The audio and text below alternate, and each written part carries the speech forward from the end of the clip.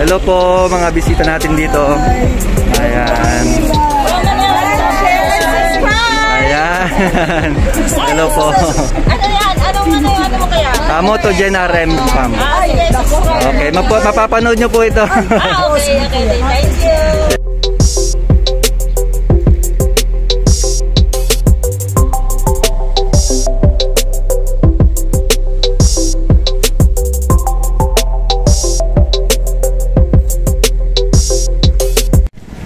Ayan, hello guys, good morning.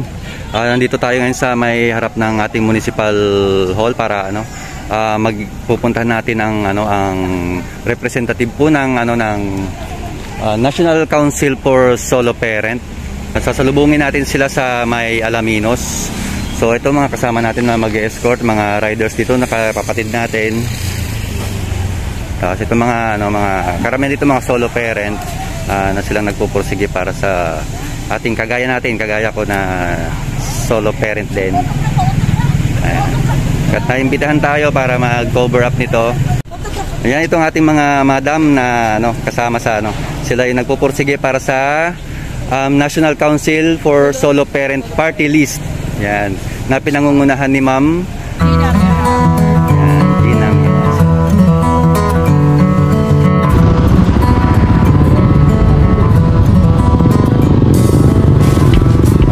papalit na rin kami. Nakasama nating riders, police, palit ang mga kasama natin dito.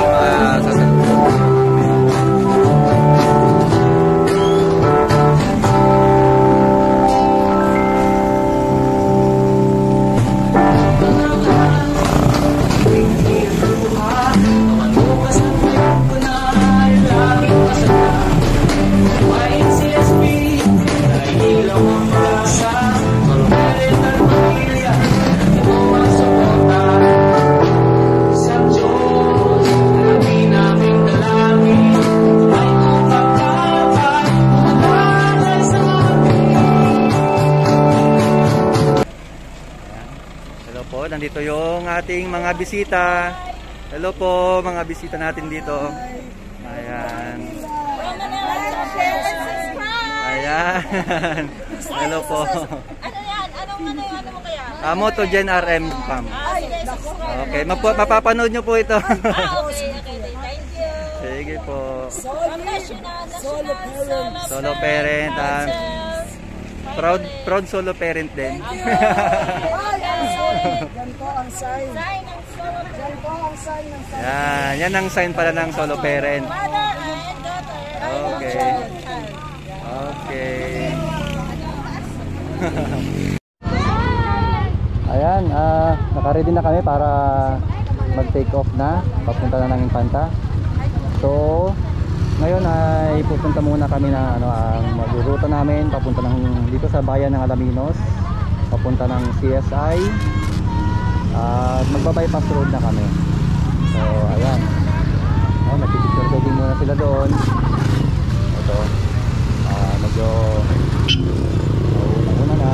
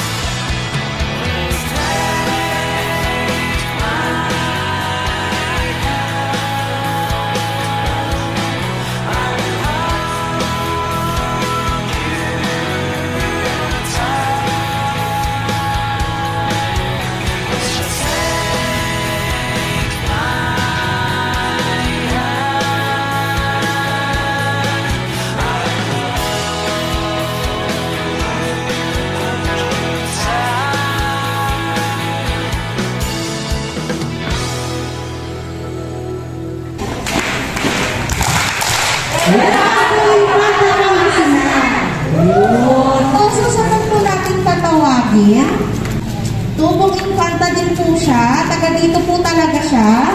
At talaga pong pumisita po siya dito sa atin ngayon para po maipaliwanag pa po kung ano po yung ating Solo Parent Act. So, for the statement of purpose, tinatawagan po namin si Ma'am Mavi Verata Millona. O kanina umaga pa yan. Hindi, meron pang 4 na minuto. Magandang umaga sa inyong lahat. Ayan, good morning pa rin. Dahil lagi tayo may pag-asa, no? So, ang lagi namin sinasabi sa National Council for Solo Parents, masayang buhay po sa ating lahat. Okay. Nagpapasalamat po ako at kami ay nakarating. No? Matagal na po nating plano na bumaba ng Infanta. Dahil katulad po ng unang sinabi ko sa mga unang naging members ng NCSP at mga officers. Ang aking ama ay dito tumanda, lumaki, at ano pa ba, sasabihin ko, kung buhay lang siya, malamang kasama ko siya ngayon. So, yan, ayan, yung puno na yan, yung puno na yan, dyan po kami, lagi naglalaro. Kasi napakalilig po talaga. So, every time napupunta kami noon, lalo na ng mga bata pa, no, yan ang lagi namin, pasyalan dito sa plaza na to. At, para akong nag-reminisce, no, kasi kanina pa uwi ako, naalala ko ang aking ama. So, the past few years, hindi ako nakakapunta dito dahil tulad nyo, ako rin ay solo parent. So, hindi natin pwedeng basta iwanan ang ating trabaho, iwanan ang ating mga anak. Kaya lagi kong sinasabi sa daddy ko, Daddy, kung gusto mo akong isama sa Infanta, pagdalaw mo doon, package deal kami. Ako at yung 4 kong anak. Kasi hindi ko sila pwedeng iiwan. So, diba, that is the struggle. So, kung ang huling dalaw namin dito is in 2018. Medyo malakas pa ang daddy ko ng mga panahon na. So, dumaan kami dito. At syempre, no, yung pinakapaborito ng daddy ko, yung kundandit, hindi namin nakakalimutan yan. Kasi dito lang siya talaga. Okay? So, isa po, sa unang-unang ginawa ko bilang sa National Council for Solo Parent Director, is magbigay ng orientation. Yun po kasi yung unang advokasya ng NCSP. Ang umikot kung saan kami imbitado, ang umikot sa mga iba't ibang lugar, basta kaya ko, no, prior to pandemic, syempre nakakaikot, kung saan po kami naimbitahan at kung saan po gusto ng mga solo parents na i-organisa ang kanilang mga sarili. So that is our advocacy first and foremost. Kaya nandito po ako ngayon para i-share sa inyo yung kaalaman. Ano ba ang benepisyo ng isang solo parent? At ano ba yung pwede natin maging benepisyo, no, kung sakaling pumasa ang batas, no, ng amendment ng solo parent? So mamaya po, ipapaliwanag po natin, una-una, kailangan po natin maintindihan muna. Ano po ba ang solo parent? Sino po ba ang solo parent? At ano ba ang para sa mga solo parents? Ang presentation po natin ay hindi namin gawa-gawa o kathang-isip. Ito po ay naaayon sa batas.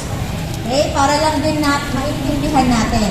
Sa pag-iikot namin sa iba't ibang lugar, meron mga ibang solo parent na hindi nila alam or hindi nila na-realize, isa pala akong solo parent. I would like to introduce one of the leaders of National Council for Solo Parent. Pumesto na siya. Akala niya ligtas siya. So siya po ang mag-explain ng RA 8972 sa tulong ng OFW Family Club at National Council for Solo Parent na pumasa na sa Kamara, pero unfortunately nasa Senado nakabimbing. So bago po natin pag-usapan yan, ito na po si Miss Alpha. Thank you, Alpha. Tanong na po, paano sasabihin yung magandang hapon sa inyong lengguwahe? Naimbagnal daw. Malimbag? Naimbagnal daw. Yeah. Sana ganun lagi, no? We learn the language ng mga solo parents sa bawat chapter. So that is good, Ma'am Gina. So ngayon, we are going to introduce ang ating Solo Parents Orientation na Republic Act, and ito po ang My Solo Parent Story. Sa ngayon po, baka consider na matagal na po kasi ako hiwalay, and there's a point in my life na ako ay isang naging solo parent. Pero ngayon hindi na po ako solo parent kasi meron na rin po nag-aalaga sa amin at ang aking anak. However, having passed through yung mga experience natin na mapatatay ka man, mapananay ka man, minsan ate or lola na pag-iwanan ng anak na inaaruga natin, minsan hindi lang yung mga apo natin no? Napupunta sa mga anak, tuition fee nila, pagkain nila, never mind yung sarili natin, di ba? Napapakain natin. So kaya, nagkakaroon tayo ng, sa mga interview na ito, mga nakakausap natin na solo parent, nakakapagbigay ng lakas, encouragement. So kaya maganda po na, kami natutuwa actually, nung tayo sino ba nandito noong nagkaroon tayo ng online meeting? Nasa online kami. Officers, no? Lahat po ng officers nandito. Yes.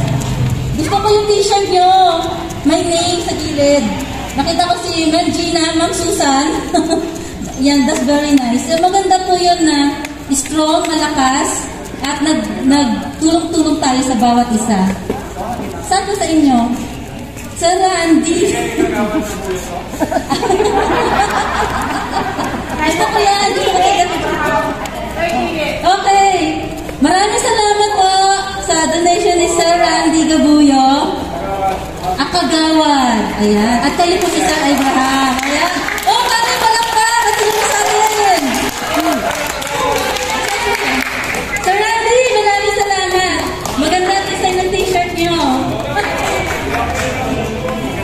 Maganda po rin na susunod. At magaganda. Ayan. Once more, maraming salamat po. Palaki ng mga bata. So, yun yan, ano? Pero paano po ba kung ang relasyon natin ay yung tipong lang, short time? Short time, di po. Parang 3 buwan. Diba? 6 na buwan. Tapos, parang ganun lang. Hindi naman po, wala yung total commitment. So, paano po yung mga ganon? So, yan po yung nagiging debate po, no? Sa iba't ibang lugar ng bansa where solo parents are trying to get solo parent IDs. Okay. Kanina rin napakita. Hala, 18 years old hanggang 59 years old lang pala pwede solo parent. Okay, so nakita nyo, sa 10 qualification, yung mga lolo or lola, no, mga senior citizens na yan. Kadalasan po, no? Pero meron tayong mga batang lola no? So, paano po yun? Nakalagay 59.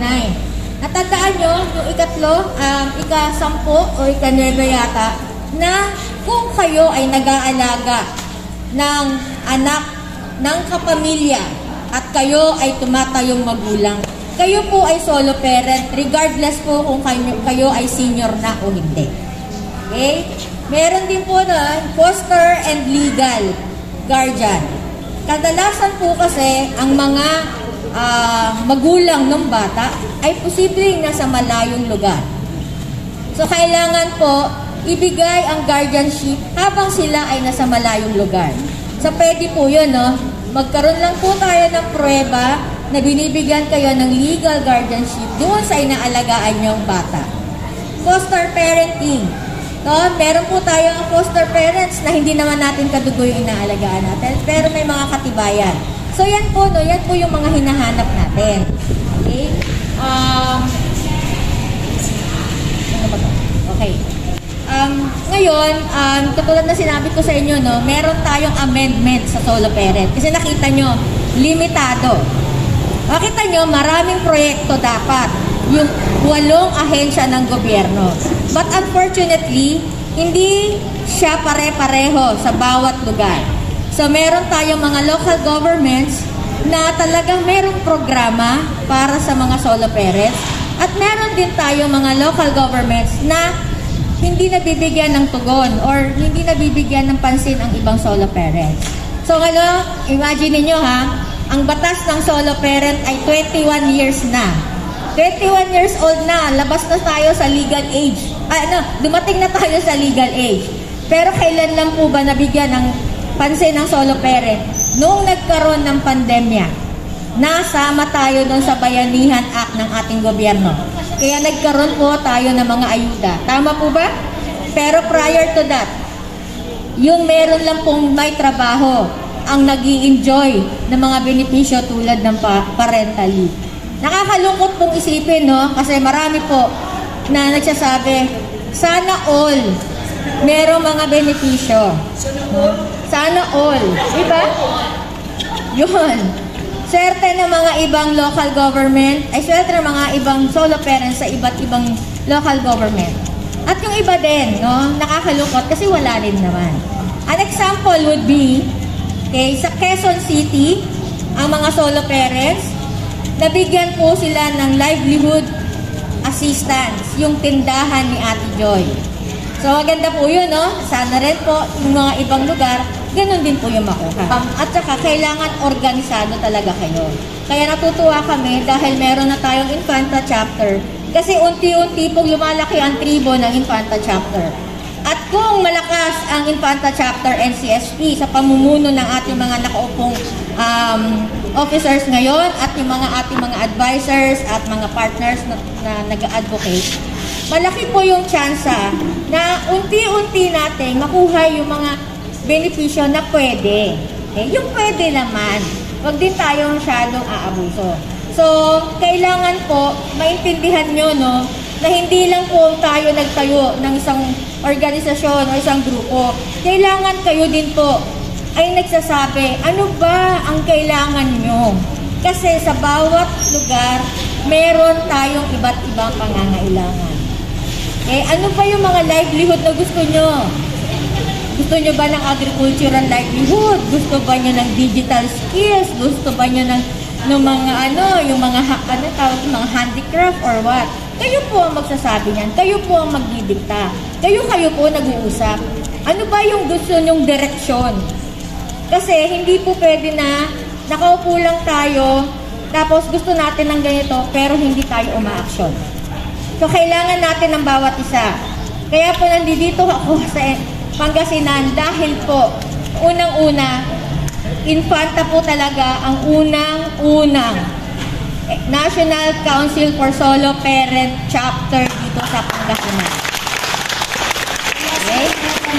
Sa tulong ni Jojo Millora, sa tulong nila Gina, tulong nila Marilu, okay, banggitin ko na rin to, no? Dahil din po kay Sir Freddy. So, nagkaroon din ng mga connection. Si Freddy Ray Marson. Okay. Nagkaroon din po, nakilala ko rin po yung ibang mga solo parent dito. Okay? Yung OF Family Club, kung saan si Freddy Ray ay member, partner po namin ang OFW Family Club. Kasi naniniwala po kami, no, dapat yung 10 kwalifikasyon ng solo parent ay madagdagan. Dapat ang OFW kasama po sa pang-11 na kwalifikasyon. Okay? Ang founder ng OFW Family Club is our director, si Roy Señeres Jr. Siya po ang director for OFW Family. So we have been working together. So matagal na po namin silang kasama. But then may kanya-kanya po kasing sektor. So sektor ng OFW. Ngayon nag-concentrate kami sa sektor ng solo parent. Kasi nakita namin napakarami pong solo parent. As of there are around 20 million solo parents in the Philippines. Ganun po siya karami. Okay? Ganun po siya karami. Kaya hindi po kayo nag-iisa. Napakarami po natin na solo parent. Lahat po ng mga kasama ko, solo parent. Kung hindi man sila solo parent, advocate na sila. Magkakaroon na po tayo ng mga programs, no, para sa ating psychosocial services. Tinatawagan ko po si Sir Rudy Millora or Jojo Millora. Okay. Gusto ko pong ipakilala sa inyo na si Sir Rudy Millora or Jojo Millora, Rodolfo. Ano ba? Dami kasi pangalan eh. Siya po ay ginagawaran namin bilang isang interim chairperson of the Pangasinan Province. So siya na po ang chairperson ng buong Pangasinan. Dahil din po, no, very successful po yung ating Infanta chapter, and hopefully, no, minsan, ano lang po, pagpasensyahan nyo na kasi ayos pa po namin ang mga proseso. Palakpakan po natin ang mga Infanta chapter officers po. So yan. Okay, ngayon, pwede ko pong tawagin din si Sir Anthony ko. Si Sir Anthony ko.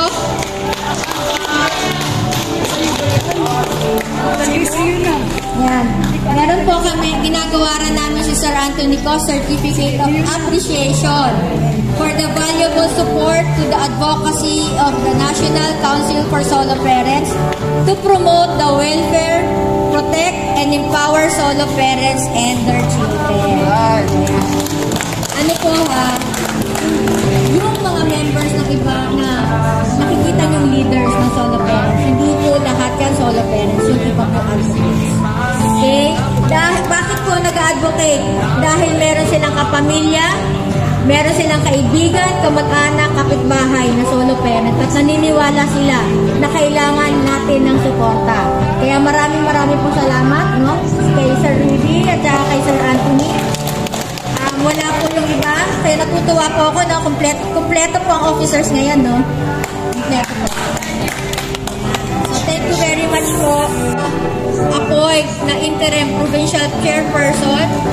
So, isa po siya, no? Sa mga tumulong, no? Isa rin siya sa mga advisors ng mga solo parents. Ayan. Thank you.